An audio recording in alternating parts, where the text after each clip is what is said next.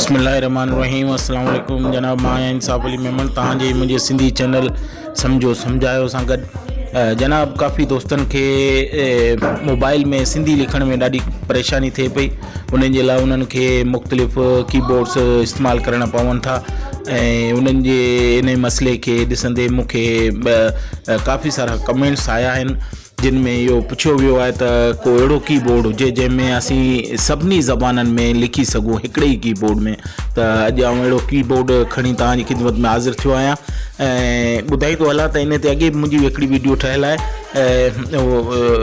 उहा वीडियो तव्हां ॾिठी चैनल ते पसंदि बि कई, पर उन में काफ़ी दोस्तनि खे शायदि ॻाल्हि सम्झ में न आई। त अॼोके इन वीडियो में आउं उन कीबोर्ड खे दुबारा ऐं सुठे नमूने जेको आहे एक्सप्लेन करण जी कोशिशि कंदुसि, सम्झाइण जी कोशिशि कंदुसि। ऐं जेकॾहिं इहो कुझु सभु कुझु तव्हां ॼाणण ऐं सम्झणु चाहियो था त मुंहिंजे हिन चैनल सां गॾु मुंहिंजे हिन वीडियो खे आख़िर ताईं ॾिसिजो, इनशाला तव्हांखे पसंदि ईंदो। हाणे वीडियो शुरू करण खां पहिरीं मुंहिंजी गुज़ारिश आहे त तव्हां मुंहिंजे चैनल खे सब्सक्राइब कयो। सब्सक्राइब करण जे लाइ रेड कलर जे बटन खे क्लिक करे ऐं बेल जे आइकॉन खे ज़रूरु दॿाइजो। ईअं करण सां ईअं थींदो जो मुंहिंजी हर अचण वारी वीडियो तव्हां ताईं पहुचंदी ऐं तव्हां उनखे ॾिसी फ़ाइदो वठी सघंदव। हाणे हलूं था वीडियो जी तरफ़। जीअं मूं तव्हांखे ॿुधायो त अॼु आउं हिकिड़े कीबोर्ड जी इंट्रोडक्शन ॾींदुसि या ईअं खणी चइजे त कीबोर्ड तव्हांखे ॿुधाईंदुसि। त जनाब, उन कीबोर्ड जे लाइ असांखे पहिरीं प्ले स्टोर में हलणो पवंदो। प्ले स्टोर खोलो। प्ले स्टोर जे सर्च बार में तव्हांखे लिखणो पवंदो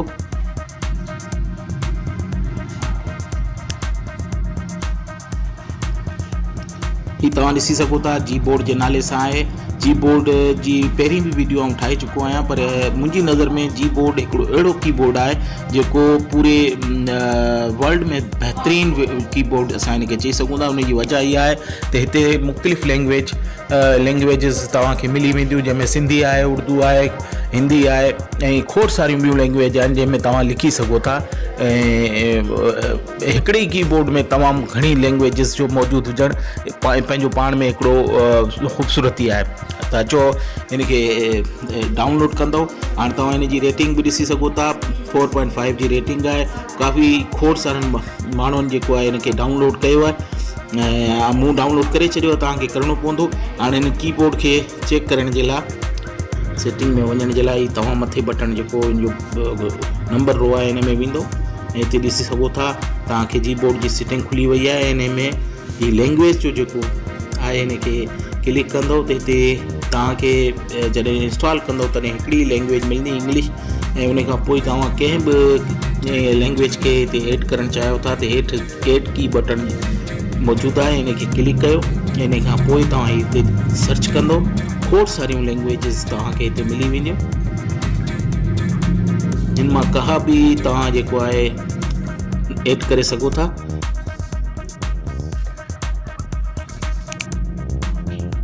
हिते हज़ारें लैंग्वेजिस मौजूदु आहिनि। कंहिं बि लैंग्वेज खे तव्हां जेकॾहिं पंहिंजे मोबाइल में यूज़ करणु चाहियो था उनखे तव्हां हिते यूज़ करे सघो था।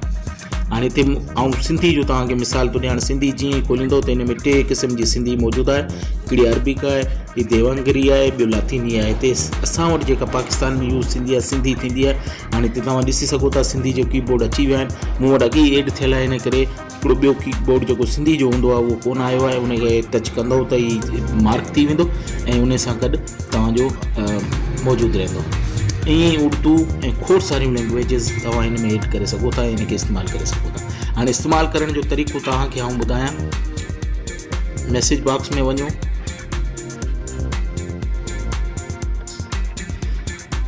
हिते तव्हां ॾिसी सघो था कीबोर्ड खुली वियो आहे। हाणे हिन में जेके बि लैंग्वेज तव्हां ऐड कंदव ऐं उन्हनि में जेकॾहिं लिखणु चाहियो था त हिन जो जेको एंटर जो आहे हिनखे थोरी देरि प्रेस कंदो त हिते जेके लैंग्वेज जेके कीबोर्ड तव्हां ऐड कया आहिनि उहे सभु मौजूदु आहिनि। हाणे जेकॾहिं तव्हां सिंधी में लिखणु चाहियो था त हिनखे टच कंदो त तव्हां ॾिसी सघो था हीअ सिंधी लिखिजी अची वई आहे। हाणे हिन सां तव्हां सिंधी लिखी सघो था। ऐं जेकॾहिं तव्हां वरी इंग्लिश में वञणु चाहियो था त हिनखे थोरी देरि पुश कंदो ऐं इंग्लिश में वञी सघो था। ऐं जेकॾहिं उर्दू में लिखणु चाहियो था त उर्दू में बि ईअं टच करण सां उर्दू लैंग्वेज अची वेंदी मतलब त जेके बि तव्हां लैंग्वेज सेटिंग में वञी एड कयूं आहिनि उन में तव्हां लिखी सघो था ऐं हिकिड़े ई कीबोर्ड में इहो कमु थींदो, सिर्फ़ु हिकिड़े बटन खे पुश करण सां। तमामु सुठो कीबोर्ड आहे, इन खे हिकिड़ो दफ़ो ज़रूरु इस्तेमालु कयो ऐं उमेदु आहे तव्हांखे पसंदि ईंदो। हाणे हिन सां गॾु आऊं अॼोकी वीडियो खे ख़तमु करियां थो। मुंहिंजे चैनल खे प्लीज़ सब्सक्राइब कयो ऐं लाइक बि कयो, शेयर बि कयो ऐं इन सां गॾु आऊं तव्हां खां इजाज़त वठंदो इन दुआ सां। अल्लाह तव्हांखे ख़ुशि आबाद रखे। अल्लाह हाफ़िज़।